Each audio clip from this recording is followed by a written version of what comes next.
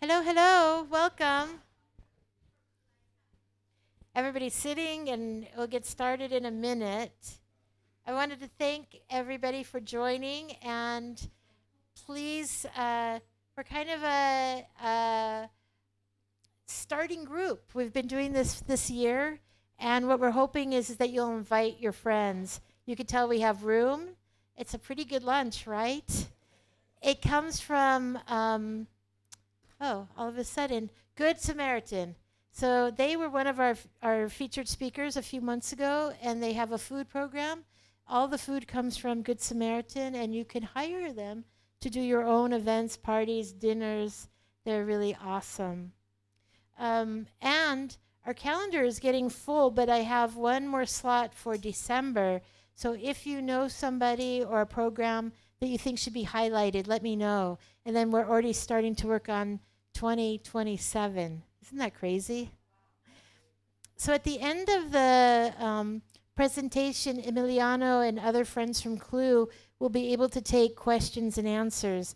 We have people online. I don't know if we could see them right now, but we have people online.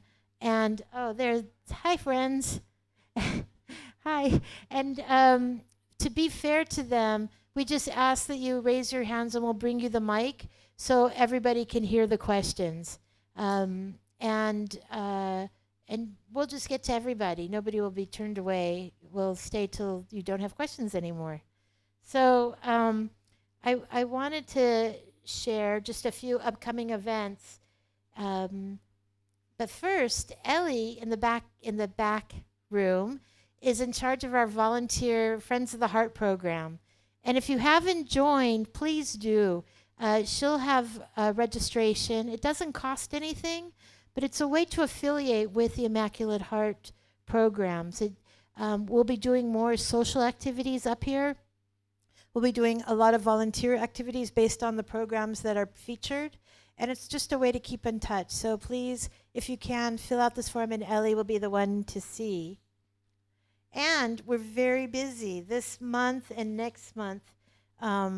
We're filled with activities. So next week on Thursday, we're hosting the Short Film Festival in LA. We do the opening night, which is a series of justice films. And if you want to go, it's Thursday evening in North Hollywood, and I've got passes for that opening night and passes for the rest of that. I think it's 10 days. So if you're here and you want to go, let me know, and I can give you the free pass. Our next Lunch and Learn here in Santa Barbara will be on August 27th, and that's going to be Doctors Without Walls, Santa Barbara Street Medicine. And you can tell the quality of the organizations up here in Santa Barbara are so fine, and there's so many people so many organizations that we really would like to feature for the greater community to hear from. All of our programs are done online, so if you're not able to make it, you could just sign up and you'll get the Zoom link. You could watch it at that moment, and then everything goes up on YouTube. So you can watch it from YouTube at any time. We have 3 years worth of programming from LA and 6 or 7 months from Santa Barbara, and they match with our commission. So it's things on the environment. It's on social justice. It's about the status of women, about immigration. It's a real gamut of organization of focuses, and our president will speak about that shortly. If you're in the LA area, August 14th, we do have a lunch and learn on sacred resistance. I know we have an online film club, so you don't even have to come to our event. You can watch online. It's in the middle of a week on a weekday, but it features social justice films that were screened at the LA International Short Film Festival. We have the filmmakers, and our next one is August 25th. What's so nice about it is that we believe that the stories that these young filmmakers are developing and telling helps tell the story in a way that maybe a lecture wouldn't. It reaches a larger audience. And then having the ability to meet the filmmakers and talk about their topics together has just really been, it's like a book club, but for film. And then the last two things I want to bring up is that we're doing an event called Something About Mary, Mysterious, Magical, and Magnificent. And it's in LA on August 22nd. It's from 10 to 2. It's one of our series on essential conversations. And it will be an interactive, experiential event to talk about the Mother Mary figure, but also the matriarchs. So, and how Mary, the symbolism of Mary shows up in other faiths. And I think it's going to be really fascinating. And we have an event. Our big Taste of Justice dinner is August 30th. And that's also in LA. And you're welcome to come down. We're going to be honoring 3 organizations that exemplify sacred spaces. One is the organization that is taking over the operations of this land. It's the Southern California Retreat Center, a synagogue by the name of Nefesh, and the Episcopal Diocese in LA. And it's not going to be a boring chicken dinner. We have a selection of caterers and restaurants that do a taste of, so you'll get a choice of lots of different foods. We have a really meaningful program, and then we have a really great band that does 50s and 60s music for dancing afterwards. So see me if you would like to come to any of these. On our website, you can find out more information and register for any of our programs.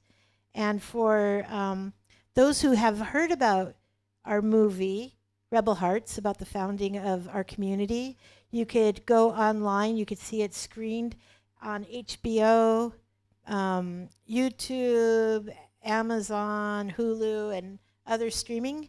And on occasion, we're able to show it at venues. So if you're connected to a church or an organization or a movie theater that would like to screen it, we can do that easily. We can come up and bring the media. And we have some really great curriculum that goes around it if it's for a middle school or high school. So with that, I'm leaving you guys to introduce Sherry Purcell, our PEO, and she'll do more about about Immaculate Heart. Thank you, Pam. I think you can tell she's our dynamic fundraiser and program developer and connector extraordinaire. So we're lucky to have her on our staff. So welcome, everybody. It's wonderful to, every time we do this up here, we have new faces, which we love, and we have some frequent flyers that we love seeing again, too. So thank you for coming back. So I have started doing a practice called Power Up, and there's a little bookmark on our table if you want to take one of these home to remind yourselves to power up every day. And the idea about this is to just pause, and maybe at noon or whenever you have free time during the day, and just center into your heart, drop out of the craziness and the chaos and the discord, and just take a few minutes. It doesn't take very long to power up your heart and send out that heart energy. So that's what we're going to do right now. So if you're so inclined, just Center yourself, put your feet on the floor, take a deep breath, hand over your heart if you wish, and breathe deeply into your heart a couple of times. And as you do that, power it up. Power up the love that's in your heart. And then breathe it out across this region. Breathe it out across Santa Barbara County, across Los Angeles, and envision your love surrounding all of those people who are struggling, everybody who's hurting in this current world.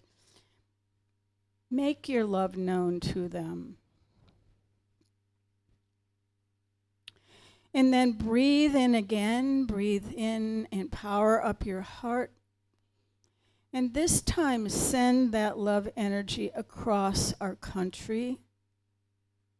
There are so many people who live in fear, people who have lost their jobs, people who don't know where their next meal is coming from, and so much anger in our nation right now. Let's just send the power of our loving energy out across the United States and connect with those hearts. Help them feel your love. Breathe in one more time. Power up your heart.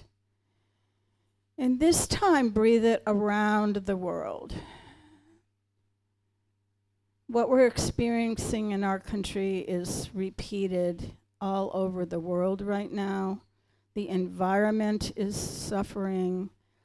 Let's just envelop the whole earth with this loving energy.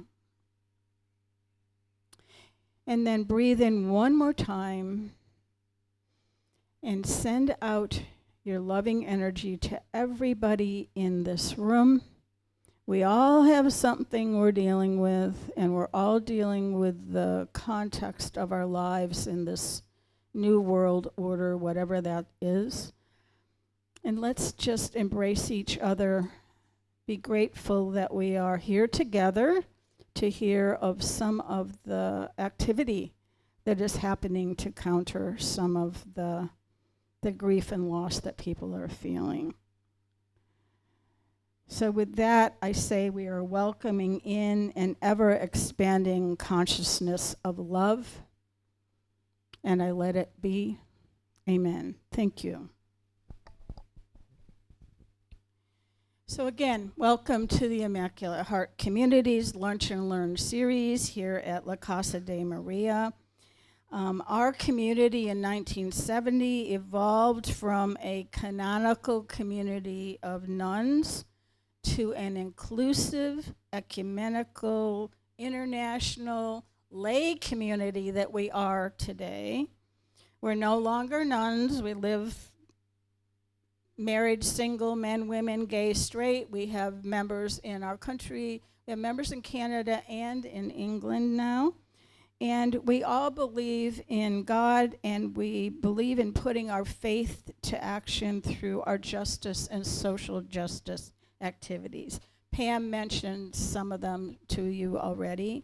We are a community without walls. We do accept members annually, and so again, check out our website, check out our Friends of the Heart initiative, and get on our mailing list. The Immaculate Heart community has owned this property in Montecito since the early 1900s, and it was originally a novitiate for young women entering religious life. And when the convent moved to LA, this location became a retreat center. It dealt with marriage and family, religious counseling for a while, and it operated as a spiritual retreat center, again, working with nonprofits up until the mudslide. And when we lost 9 buildings, we lost our dining hall, we lost the chapel, we lost meeting rooms, we had to close down. But we're coming back. We have an agreement now with the Southern California Retreat Foundation to operate this property for the next few years to help us get up and running. We have the day programs here. We're hopefully going to have the bedrooms open in the near future so groups could come in for overnight stay. And then we are starting construction on the buildings that were remaining on the property. We're starting to upgrade them and repair them and bring back a dining hall. And so just stay tuned to our website so you'll know what's happening with that. So there's a slow kind of bringing this back. When you come to Lunch and Learn, those of you who have been here can probably recite the mantra. So what we want you to do, we're here to educate each other, to learn about the specific topics that are themed today. We ask you to pray in your own faith tradition, whatever that is, for the issues that you're hearing. And then we want you to find a way to act on what you're listening to. So today we're welcoming Emiliano Campobello, who's the Vice President of CLU Santa Barbara. So as you listen to his message, think in your mind, what can I do to help Emiliano and CLU in their work? And now it's my pleasure to introduce Emiliano.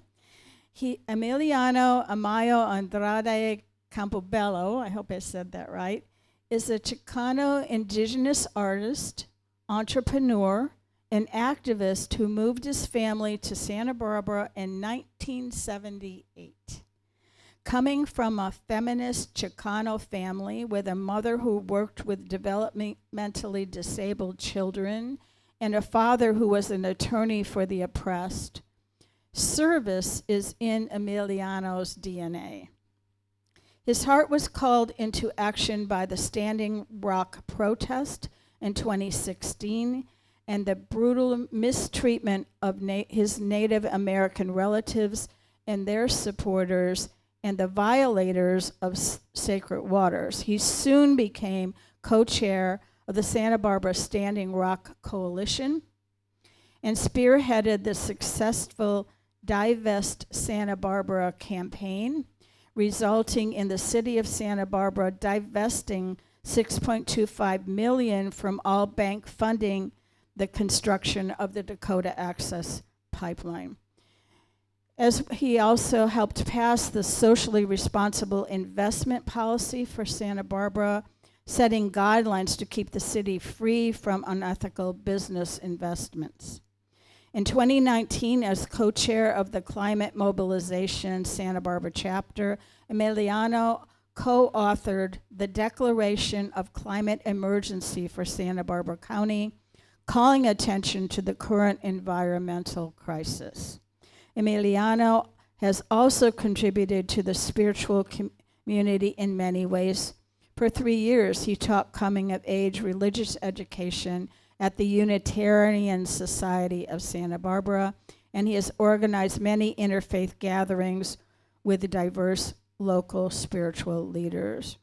CLU Santa Barbara joins with allied organizations to address the root causes of injustices in Santa Barbara County. They look at issues of housing and homelessness, immigration, criminal justice reform, and environmental challenge. Emiliano is here today with many of his board members that I just met, so I thank them for coming, and his sister and his mother. I'm glad you're here too today. So, your wife. Sorry. Your wife and your wife and your mother. Got it. Okay. Thank you. Anyway, please join me in welcoming Emiliano to the Lunch and Learn. Thank you, Emiliano. Oh, sure. Thank you so much. Yeah, I'm wow, I'm just going to take that introduction in. I kind of forget all the stuff I do over the years and together with allies. And it's just an honor to be here, to be invited by the Immaculate Heart community to present to our community here and online. I'm just doing my thing as God made me to be, and I think that all of you here are looking for ways to do the same thing. So today I've been invited to talk about our organization that I'm vice president on the board of, some of our board members here, CLU Santa Barbara, Clergy and Laity United for Economic Justice. First, I want to acknowledge the lands that we're on, unceded Chumash lands, the ancestors that are still here caring for it, the wise oak trees, the mountains that sometimes come down and wash upon us so that we can rebuild things anew. You know, things come and change in different ways, and so that's where, as human spirits, we just have to kind of roll with it and hold on to each other in the meantime. So thank you to our Chumash relatives and all the guardians, seen and unseen. I'd like to have the first slide up here. Yeah. So she's talking about something about Mary. The spirit of Mary has always been close to my heart since growing up with the Virgin of Guadalupe, and many, many experiences and adventures. My wife, my mother, my daughter, all their middle names are Marie or Mary, Maria. And this is a statue of Maria that I restored for my wife before, when we were best friends. And she had found it in a antique store in the corner, chunks of cement missing out of her head, broken off. And she called me up and said, "Hey, I found something. Can you take care of her?" And I, with love, I brought her back the best I can. And now she helped bring us together. And I think that, you know, that's a protective spirit that I always hope to hold around us, and I definitely feel here in these lands. I'd like to ask one of our board members, a very talented writer and theologian now, Wayne Mellinger, to come up and recite an opening prayer that he wrote a little while ago, and I thought it was quite appropriate. Thank you for coming, Wayne. Thank you. Okay. Is there a microphone, or should I just stand? Oh, here we go. Perfect. Okay. No, let's do both. Put my glasses here. Spirit of life, ground of our being, that which proceeds all naming. We gather today, hearts heavy with the realities of our world, yet kindled by the hope of a beloved community. A community where justice flows like a mighty river, where all people know the comfort of a safe and loving home. We gather grateful for the bounty of the earth, the air we breathe, the water that sustains us, and the interconnected web of life. Yet, Spirit, we cannot ignore the heartbreak and horrors that mar our world, the plight of the homeless, injustices faced by so many, the cries of the earth groaning under the weight of human actions. Grant us, Spirit, the wisdom to guide our actions. May our discussions be filled with clarity and purpose. Help us to bear witness to the suffering of others, not turning away in apathy, but moving towards solutions with compassion and courage. We come together today not as individuals, but as a collective force for good. May our voices rise in unison, demanding a world where housing is a right, not a privilege, where the environment is protected for generations to come, where the criminal justice system upholds justice, and where human trafficking is eradicated. May hope be the anchor in our hearts, reminding us that change is possible and that even small acts of compassion can ripple outwards, creating a wave of transformation. Guide us, Spirit, as we work together to build the beloved community, brick by brick, action by action. May it be so. Blessed be, and amen. Thank you, Brother Wayne. So thank you for the introduction. And so to me, and it's Maya Andrade Campobello. It's written like Campobello, but double L in Spanish is like a tortilla is in a tortilla. It's Emiliano Campobello. But I did study in Italy, and so I speak Italian, so the confusion gets me sometimes too. So I'm just going to share a little bit about myself and how I came here really quickly. You know, I've been learning a little bit more about my audience and this great organization. And so I was born in 1969, which is about the same time as the formation of the Immaculate Heart community and the start of Sesame Street, which had a really big influence too. From my readings on the history of the Immaculate Heart community, it seems like we were born out of the same kind of energy and of those times, and it's really an honor to be asked to present to this legendary organization. You see, I was born into the justice movement with my two Chicano parents who are standing for what they believed and working to make the world a better place, which seems like just a simple way of life thing, but I realize how valuable those lessons are. And part of all of that was putting all of their love into me. My father was an educator and active in the anti-draft movement during Vietnam. My mom became a social worker and a leader in the field of early intervention for developmentally disabled children. And together, Mom and Dad wrote feminist books with a group of their progressive friends. These were printed on construction paper, stapled together, and this was in the early 70s. So Dad became, Lorenzo Martin Campbell, became a civil rights attorney working to help the oppressed. And this is the world that I was blessed to be born into. And I was taught that we all have our gifts, and it's our responsibility to use those gifts to make a better world. It's not just giving. We're part of everything, and we need to give back. So, you know, I was nurtured as a child and encouraged to explore my creative ways, and was raised in the home with beautiful indigenous artwork. And it really spoke to me and beckoned me to learn where I came from and the ways of art. And this led me to going to UCSB as an art major. My senior year was in Italy.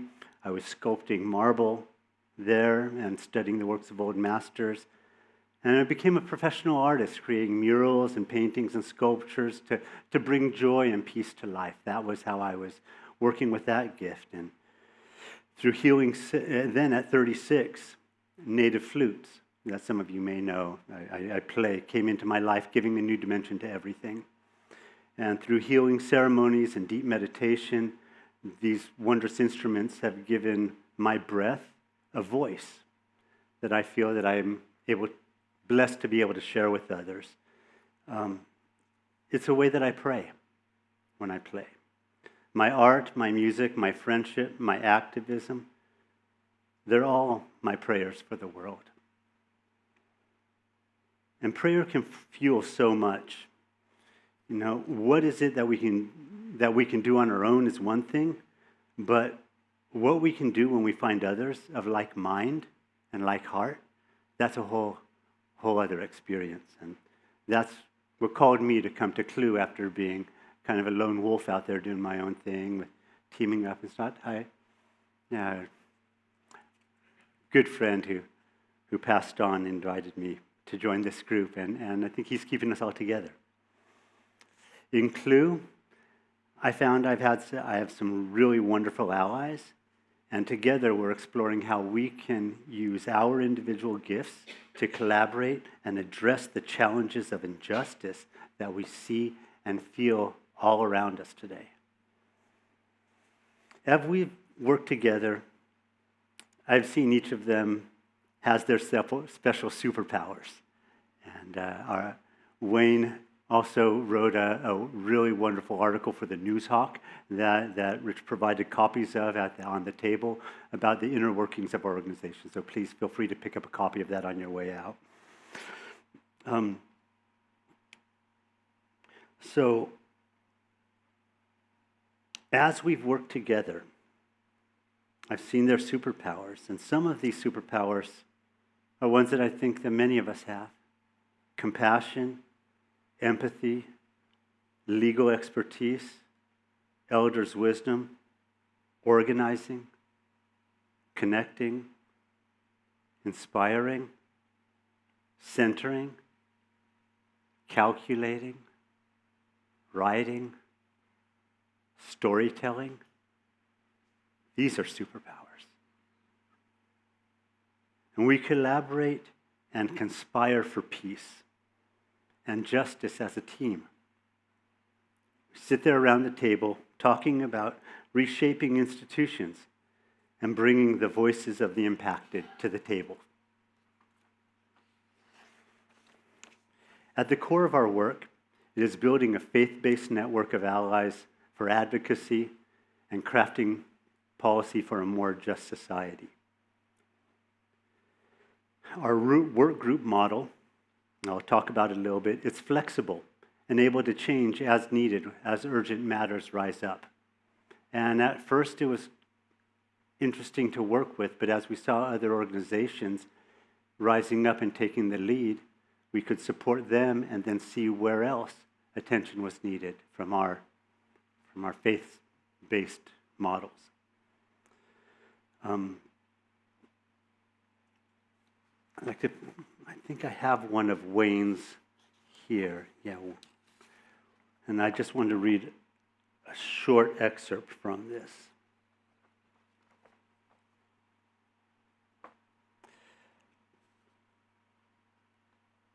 Churches, synagogues, temples, and other faith communities bring something to public life that justice alone cannot provide.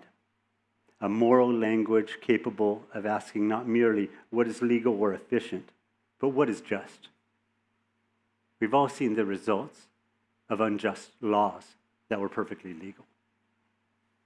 So there's a depth in the writing here that I just really appreciate always from Wayne.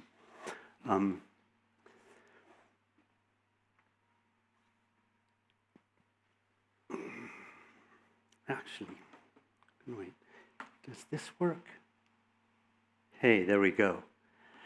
So this is one of my art pieces that was created years ago for a pediatrician's office here in Santa Barbara, Dr. Irma Castañeda. She's Peruvian. So when I came back from Europe after doing many children's murals in Europe, I recognized the healing power of art for children's spaces. Many of them low income, coming in, bus ride with their 3 brothers and sisters, irritated in the cramped waiting room. And so, I don't know, I really like the Harold's purple crayon thing where you create the world around you. And so getting rid of the walls, opening up a Peruvian jungle wonderland for them to engage in. There's even an aquarium in there that we put underneath the water. So, this is how I was bringing safe spaces to people and the healing powers of nature.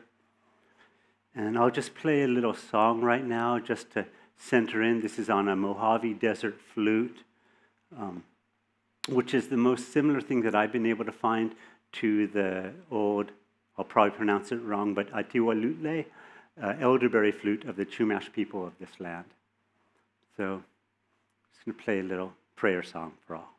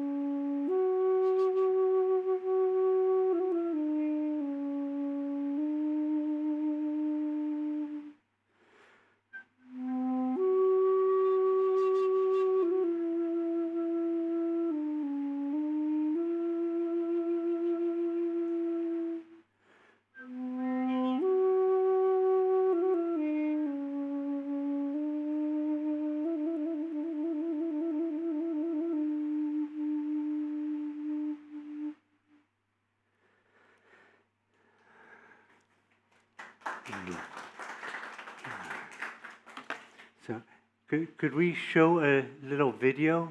That video, please. I was nominated years ago by the local United Nations Association, their first Peace Prize award, and I think that was about 6 years ago. But for that, I made a little 3-minute video about my work in peace. That was part of what brought me to CLU. So I just wanted to share that real quickly. Can you please? I'm Emiliano Campobello. I just want to welcome you to one of my newest projects. I was a bit younger. This is a mural of the sacred Santa Ynez Valley. I painted on the wall across from the chair that people sit in while they're getting treated. And art heals, and I want to be able to take people away from the trauma that they're experiencing out into nature so they can relax, honoring how this valley had been sculpted for millions of years. Moro and pestle, a white sage for healing and purification.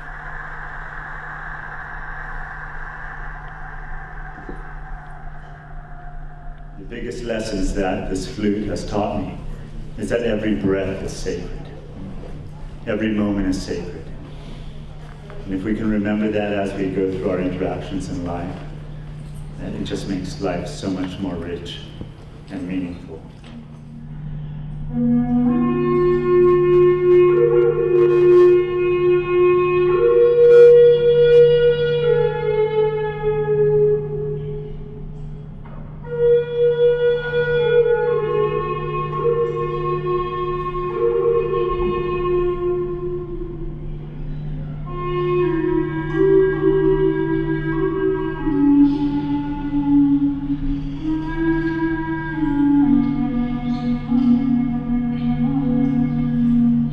Having the city of Santa Barbara divest our city funds from banks that are funding the construction of the Dakota Access Pipeline that is threatening the water supply of the Lakota Nations and 17 million people downstream. Has oil in it. This is what we are telling the people in Standing Rock it's okay to drink. This is what we are funding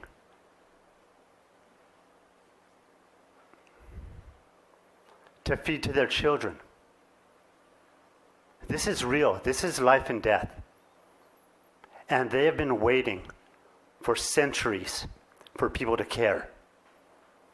They have watched their grandparents and great-grandparents be slaughtered. If we don't take action, we're still showing where we stand. And we are good people.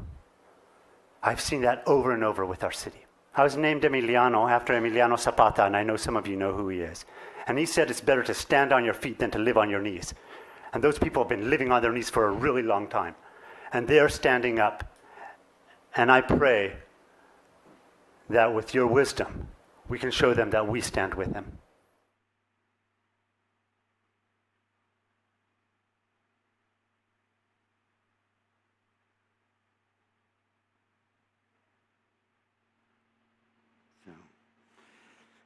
So these are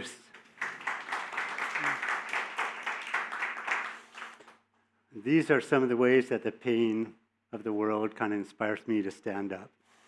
And I am so grateful to have people that I can stand with together, locking arms for these things. So I'd like to talk now, go into a little bit more about CLU and our background. So CLU was founded in 2009, and thank you, Larry, for helping with this narrative. It founded in 2009, and it's a network of interfaith community leaders and members dedicated to addressing the root causes of economic and social injustices in Santa Barbara County. So we focus locally on these things.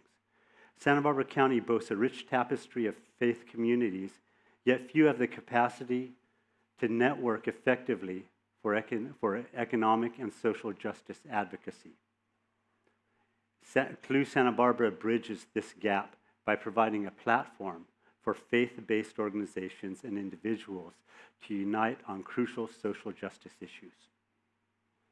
Our mission is to build voices from faith communities and those directly impacted to persuade decision makers to enact policies, practices, and spending priorities that uplift marginalized populations. We bring diverse faith communities together through shared values of compassion, dignity, equity, and inclusion. We follow the PICO model of community organizing. Actually, let me go on to this. So I'm going to go back to this really quickly. We follow the PICO model of community organizing, which shows part of the cycle that I'll refer to afterwards. I'll just leave that up right now for a second. Our vision in organizing faith communities and those they serve is to translate faith-driven compassion into tangible improvements in the lives of all residents, especially those marginalized.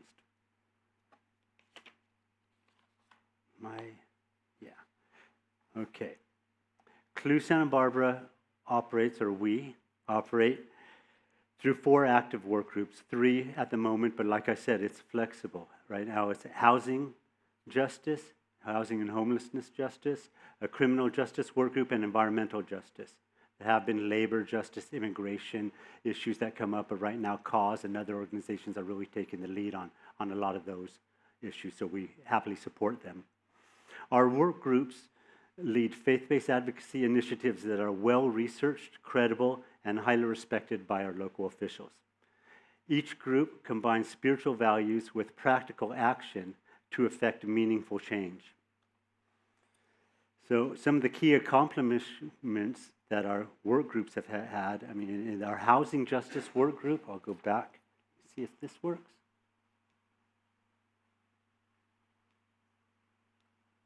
I don't know if you can go back one slide. No, one more, please. Thank you. We'll just have that right there. So our housing justice work group has had some amazing accomplishments with the policy impact. We've been lobbying City Council to prioritize homelessness and affordable housing, propose half-cent sales tax increases to help with aiming at securing substantial funding for critical housing issues. We've had oversight of different development issues, organizing faith community voices to increase affordable housing allocations in the proposed Paseo Nuevo and La Cumbra housing developments.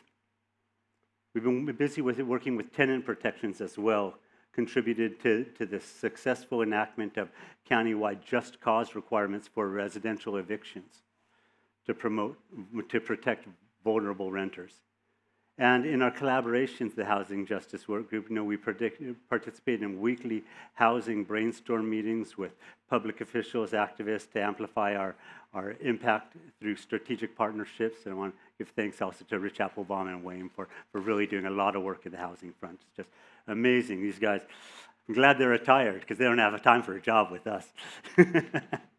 Our criminal justice work group has been really active as well in the field of jail reform, successfully advocating for limiting the number of new jail beds and redirecting county budget and to community-based alternatives to incarceration.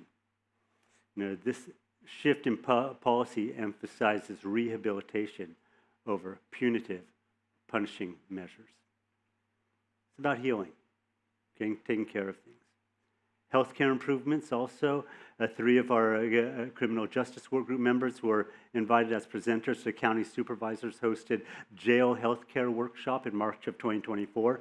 And this resulted in them implementing recommendations to improve healthcare for incarcerated individuals and protecting their rights in there. And reducing recidivism, returning to jail.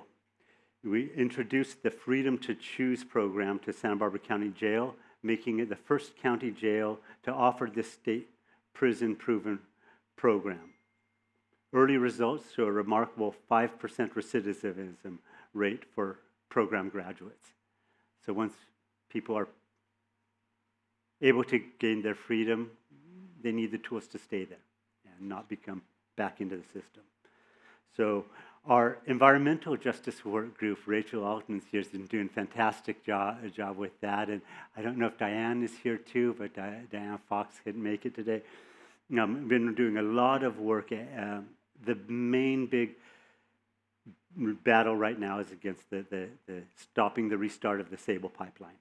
And so we've been working together with a lot of different local organizations, Exxon, Ghana, a lot of different groups behind the scenes, letters to the editor, letters to council members, congressmen signing on to all kinds of things. And really the Environmental Defense Center, Center for Biological Diversity, those are some of our environmental justice work group allies. And personally, I've been working in the clean air field as in Air Shield Environmental, working with advanced technologies to protect the indoor air spaces for people of all incomes. CLU really loves to employ different channels for mobilizing our communication. And part of that, one of those is the public educating and organizing. How do we do outreach? And so we have annual workshops where we invite the public to participate in forming the priorities and organizing collaborative efforts to advance these goals that we have. We periodically co-host educational events, workshops, speaking engagements to educate about social and economic issues in our community. We've been talking about also hosting some film screenings about films that matter, movies that matter. And so this, the Rebel Heart sounds great to me. I love the trailer already. Interfaith dialogue is an area that we've found a lot of importance as we work to foster interfaith understanding and cooperation, looking at those common values.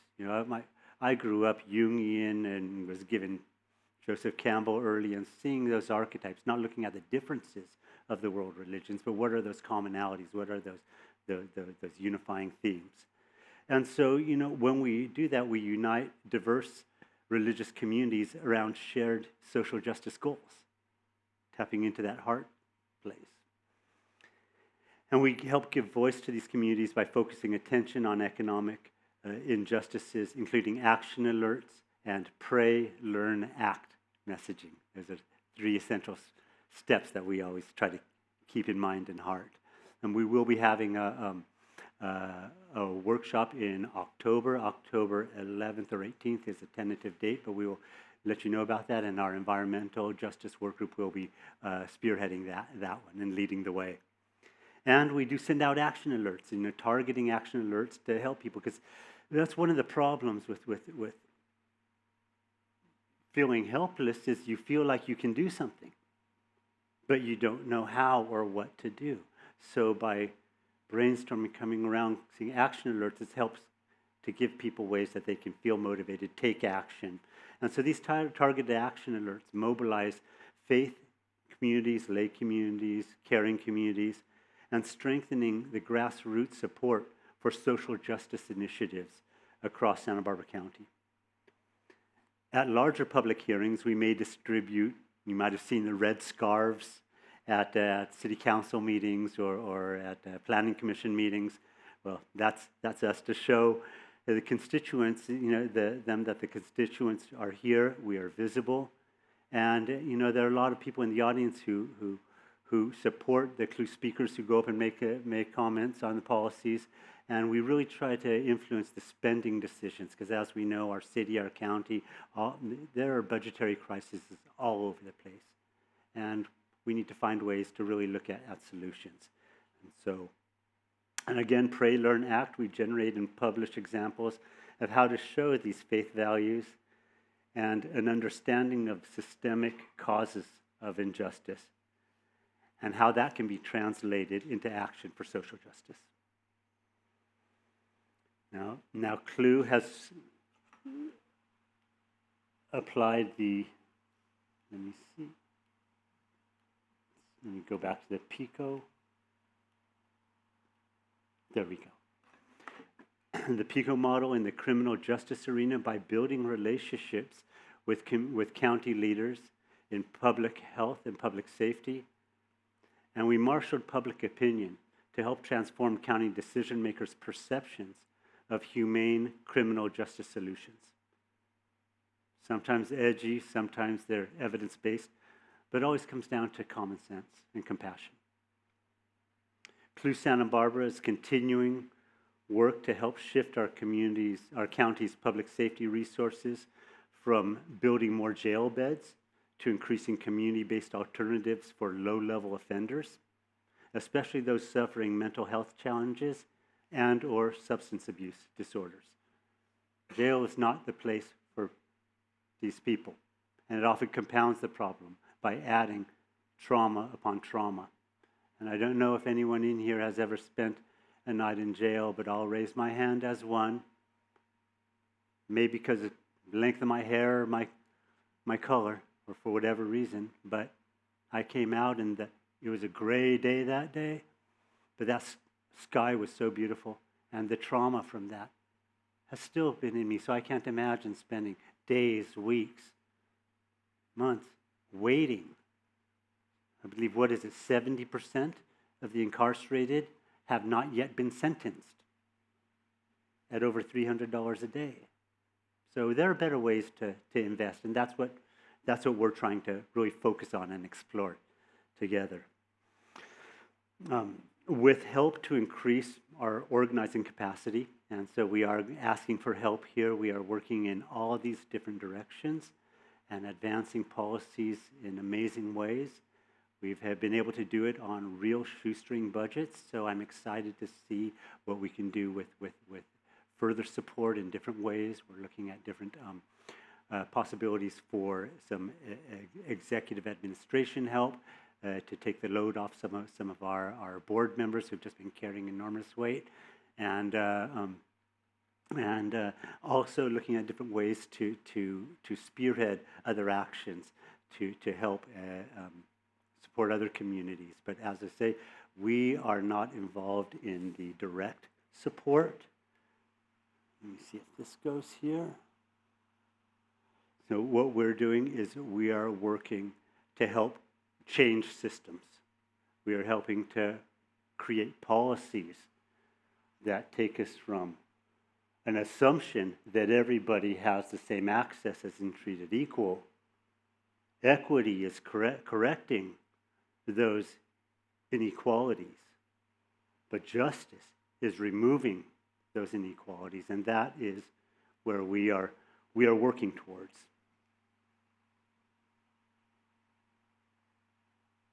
Systemic changes. So there's different ways that we can remove the causes of these problems. We have political action, voter registration, real important right now. Keep an eye on everything. Legislation, writing to our legislators, organizing, and getting people together to work on a problem. But that takes communication and sharing the concerns on our hearts. And sometimes those are the hardest things to share about. But that's why they're exactly the things that need to be shared about. So, I'll leave that here. We have some forms out here for becoming a member. I'll have to check. I believe the QR code works, but we'll have to make sure on that. But there are paper forms of this, and we'll have this up here also. Let me see if I can go back one more step. We'll just keep that right there for a second. So CLU's activities are geared towards building trust, shared values, and networking. Our annual workshops are pivotal in helping to shape our advocacy priorities. And the public and constituents are invited and attend. Our work groups are great places to get to see what we're doing. I joined in just as a fly on the wall to listen and see how it works. And sometimes I feel like, Dad, I'm in law school listening to these attorneys, and I'm taking notes.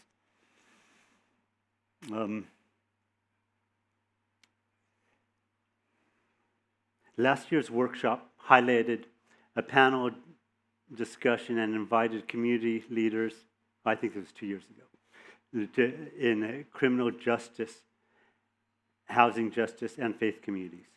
The panelists then participated in breakout work sessions, and this is part of, bringing people together. We're creating the forum, but all the ideas, solutions are all out here. And attendance to identify and set key strategic goals. Our newsletters and other published material invite inquiry, participation, and feedback. As far as our community capacity, we are actively collaborate with other organizations to advance economic justice. The week-to-week nuts and bolts of CLUE Santa Barbara's work lies in the work participants, mostly board members and other allies, who have autonomy to decide when actions are warranted and advance the identified justice goals. Our collaborations with the allied organizations well established. CLUE Santa Barbara, our criminal justice work group, has a well-developed working relationship with Santa Barbara's chapter of the League of Women Voters. And our environmental justice work group recently co-hosted a Community Environmental Council, the CEC, symposium to educate voters about pending California state environmental initiatives.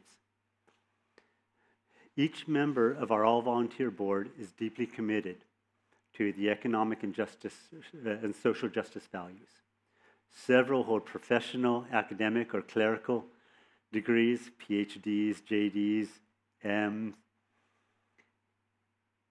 and some have lived experience that's impacted individuals, be it domestic violence, homelessness, other kinds of discrimination.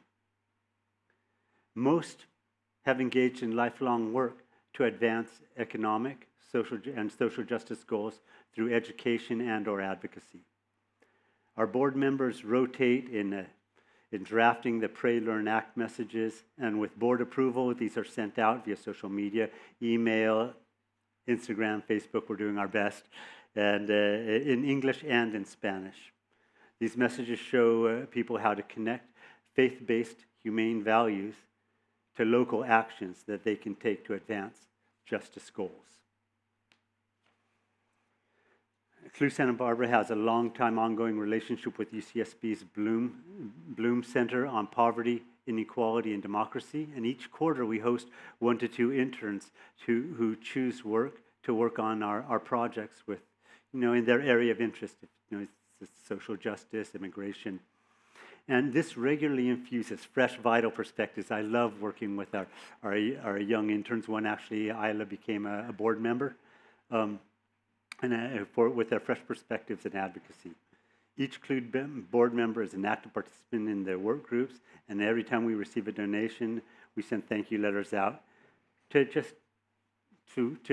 acknowledge the support that we get and invite others to continue with us. CLUE Santa Barbara has part-time social media coordinator, Carla Marin. And I don't know if Carla's here today, but she's a graduate from UCSB, a communications major. She lives in Carpentry, and she's really critical to our communications. She helps sending out messages in both English and Spanish, and we've been helping to build stronger and more diverse advocacy within our community through increased communications to our Spanish-speaking citizens. And then in the area of DEI, okay, I'm just going to say, people say DEI all the time. I'm going to claim it here first. I call it justice, equity, diversity, inclusion. Jedi. Okay? Old school Jedi. So, our board includes people from different faiths, perspectives. We're ecumenical and appreciating and fostering the shared common values that underlie our justice goals.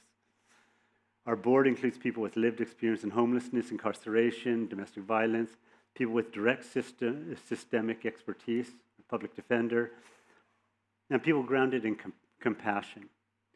We variously identify ourselves as Latinx, Indigenous, Caucasian, and we work out of a consensus model for decision making, and we're always able to find it, which is really, really, really a wonderful thing coming from so many different backgrounds. Our board, constituents, and its network of faith-based organizations are broadly united by shared core values of compassion, individual indignity, human treatment, equity, and inclusion. Equity and justice are fundamental drivers for advocacy.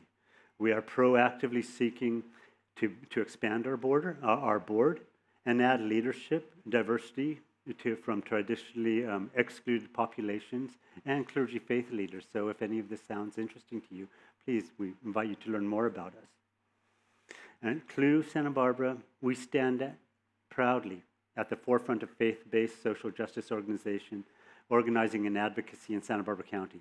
And our unique approach, combining spiritual values with community engagement and practical action, it's really yielded a lot of tangible results, especially in the criminal justice reform. Reducing that jail population is really, really important, and we're on track with some solutions in the works. All our work concerns those in our community who have been marginalized, displaced, and or silenced by institutional forces. We're also known as the meek. Our goal is to implement systemic changes within local institutions and address those root causes to the systemic inequities. With your support, we can continue to do so with justice for all. Thank you so much. And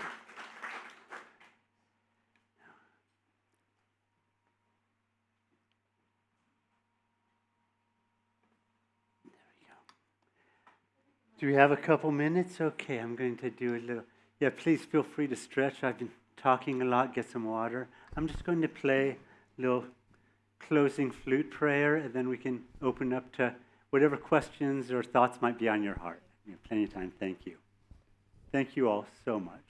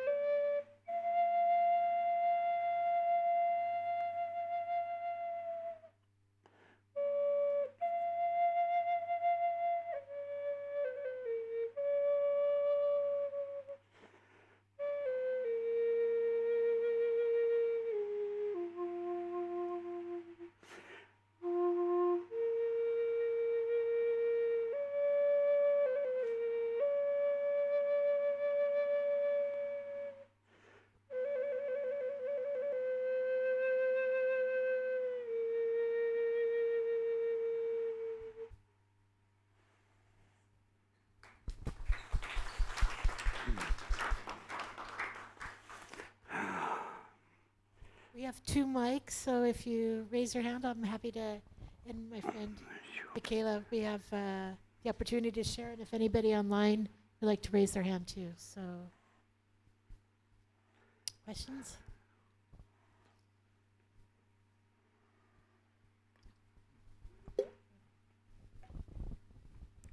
Thank you, Emilio, for your rather extended involvement for justice and your arts. I'm a little concerned about starting with the individual and instead of fixing systems, is empowering or acknowledging the family first and the encouragement of faith and courage with the individual. Because if we don't start with the family first, then our systems are all a mirror of that. Yeah. So that's my observation. Yeah. How Well, do you address that? Well, the family is our first community. That's our home village. Back to what the center stood for was to empower the marriage that brings in children, and if that's not healthy, then there's consequences that keep going. So I'm just wondering how we can address from the inside out instead of the outside in. Well, honoring yourself. Honoring yourself. The first thing is we have to get to know ourselves. And that is a lifelong journey. I look back at myself at some times in my life, I was like, that wasn't me. And so that's where we learn, and that's in our interactions with others, in sharing who we really are, in learning ways to let down our defensivenesses. It's a big one. It helps hold the space to be more in service at what I call the altar of love. But it's hard, because it's a hard world out there, and we've been programmed away from this kind of thinking and this kind of living. And so, really getting back to the village but that gets back to that self-knowledge, and hopefully finding ones around you that you trust to be able to share that space and hold that space for them. And that's how we grow with our besties. Yes. Thank you very much for all of this, especially for the music. Oh my God. So I'm aware that that Clue has been a really strong and unique advocate for the incarceration and all the money that the county is spending. It has been doing that for several years. Can you or one of the board give a few more details about the things that have worked and things that you're still working on in that regard? Oh, absolutely. And I think this is a good one to pass the mic over to our board president, Larry Severance, who's a former public defender from Seattle and has just really done an amazing job in providing direction. Thank you for asking that question. We're looking for systemic change. So a lot of the criminal justice systems all around the country are very embedded in a punishment model, and they're embedded in let me put it this way. About 80% of the people in our jail right now are represented by the public defender's office. That's because they're indigent. About a similar percentage, I would say 60 maybe, have either substance use issues or some history of mental health challenge. And so for those people, if they're in jail, do they get treatment? Well, one of the things we found out was that there's a volunteer opportunity to get drug treatment while you're in jail. It's called the Medically Assisted Treatment Program. And there was a wait list of about 200 people. And they said, well, gee, we just don't have the nurse to distribute on the North County jail, so sorry. And we went to the county supervisors, and we said, public health needs to be in the jail, and folks need to have that opportunity, and we got them to fund the additional staffing needed to provide that. So that's one example within the jail. One of the things that we sort of our mantra has been, don't jail people who don't need to be there to protect public safety. And if you look at who is in jail, many low-level offenders are really suffering from a mental health problem or a substance use problem.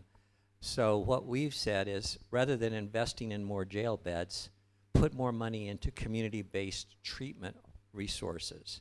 And so we've met with behavioral wellness. We've advocated for step-down beds. We've met with the director of Good Samaritan, and we're trying to advocate and support efforts to build more resources in the community. We've researched. We found that if you look at the impact on recidivism of people who are jailed versus people who are on probation, no significant difference. So why not use probation and less disruptive ways of holding people accountable rather than loss of jobs, loss of connection with the community? So we're advocating for ways that don't say, oh, you don't have to be accountable, but do it in a way that's not destructive to what connections they have and in a way that will help to build connections when they get out. We advocated for the problem of reentry. Reentry means you're out of jail, back into the community. Well, okay, so they're in jail, they have a mental health issue, and they get medication. They're going to be released. Well, a month out, there's an appointment set maybe with behavioral wellness, but no meds when they leave and no prescription. So there's a gap. It's called a cold handoff. We've advocated for a warm handoff. And they just hired a full-time reentry person, just was introduced like literally yesterday, that's going to be more responsible for seeing about that warm handoff. And we've consistently beat that drum, and it's made a difference. We go to meetings, people know we're going to show up, and they better have something to say. So I don't know if that's answering your question, but those are some of the things we're doing. Thank you so much for asking. Gail, let me answer your question. Even though it was about the jail, I can talk about housing, which has been my neck of the woods. I'm Rich Applebaum. I have a long history with Casa de Maria through Fielding, which I was connected with, been coming here for many decades before the slide. So as you all know, we have a housing shortage in Santa Barbara. According to the city's estimates, we need 5,000 units of housing which would serve below moderate income, from the very poorest to the workforce. We have 1,000 people on the streets, homeless. We have people commuting from Ventura with traffic jams. Our workforce can't afford to live here. So a couple of years ago, the city put on the ballot, you may remember this, a sales tax increase of a half cent. And the implied promise, which was made by a number of people on the city council, was that $5 million would go into something called the Local Housing Trust Fund. That's with the Housing Authority, and that can leverage money 8-10 times as much to build housing which is affordable and which is off the market. The City Housing Authority already administers something like 1,000 units of such housing. This was a huge thing. When push came to shove, the staff of the city, and I'm not blaming the staff for this, they are mindful of budget deficits, only came up with $1.5 million to put in. Clue's role here, to me, was pivotal. We were kind of the center of a circle of a half a dozen or more local organizations that are fighting for housing justice.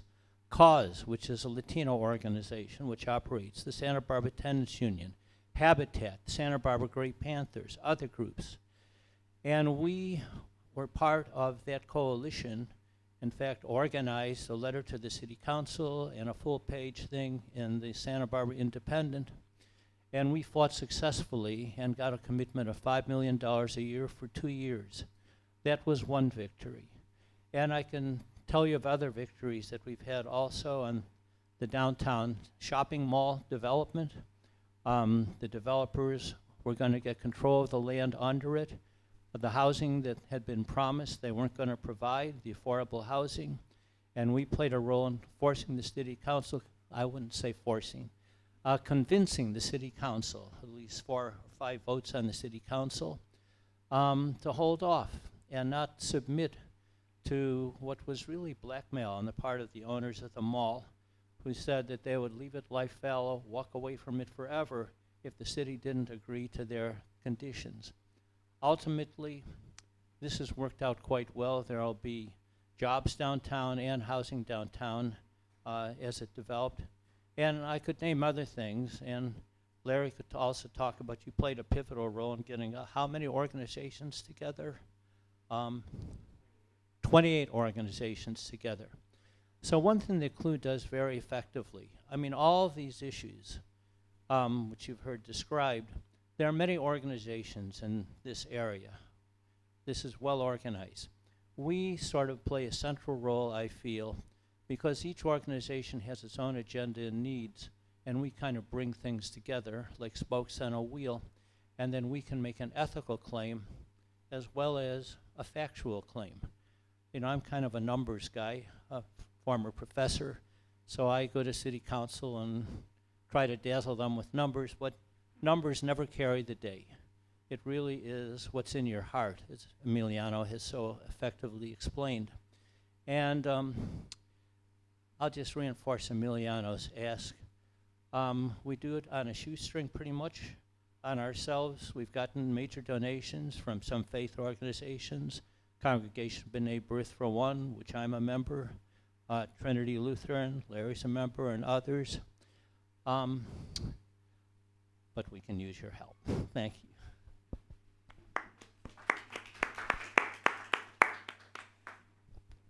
Okay, thank you, Rich. That was Rich Applebaum from our board. Any other questions? Yes, sir. A very quick question Yes. around economic models. It seems to me that with the work that you're doing, unless there is the systemic change, there's a tremendous cost on the taxpayer. And I'm just curious whether you have thought about, or there are modelings around the costs of the taxpayer should the systemic changes that you're doing, the CLU's work, isn't enacted. Perhaps I'm not being clear in terms of my questioning. In other words, there's a burden to the taxpayer, which is enormous if you don't. Well, where does the burden to the taxpayer come from, sir? I just want to interrupt that you're talking about. Well, you're talking about the prison system as an example. Yes. If that is not enacted in the ways that you are suggesting, there's a burden to the taxpayer. Like there is right now. Yes. Yes. But I'm curious as to whether that modeling has been presented to the city council and to others I think as a selling point in terms of supporting what you're doing. Oh, absolutely. That's basically the question. Absolutely. The economic factors, Yeah. the cost, definitely. I mean, here, let's see if we have a microphone, Larry. I could see him itching with something to say on this one. That's good. No, this is. I've crunched I've crunched the numbers. So I looked at the data from 2014 to 2024 on what it costs to operate the jail. And over that time, there was actually a reduction of the jail population by approximately, I want to say 300, which was significant. During the same time, the staffing for the jail increased by 90. So the staff, it was costing a lot more money in 2024 to operate a jail with a lot less people than in 2014. One of the hitches in the whole problem is delay.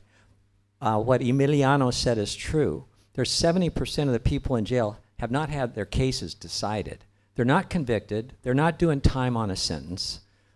They're contesting the facts and they're waiting for something to happen. The courts are delayed because, guess what? The public defenders are understaffed. They have excessive caseloads. They go into court and they say, Your Honor, I need more time to prepare my case for trial. That's called just cause. The judges grant the delay. Meanwhile, the folks are sitting in jail with their cases undecided. We brought before the supervisors a jail math sheet that showed if you hired, and they did a statewide study that showed the disparity between staffing for the district attorney's offices and staffing for the public defender. We showed if you just hired a few more investigators and a few more staff to get those caseloads down, you could unclog the system. You could reduce delay, reduce the number of people that are sitting in jail with their cases undecided. That would save money. That would lower and right now all our initiative is about jail reduction, which doesn't mean turn people loose on the streets.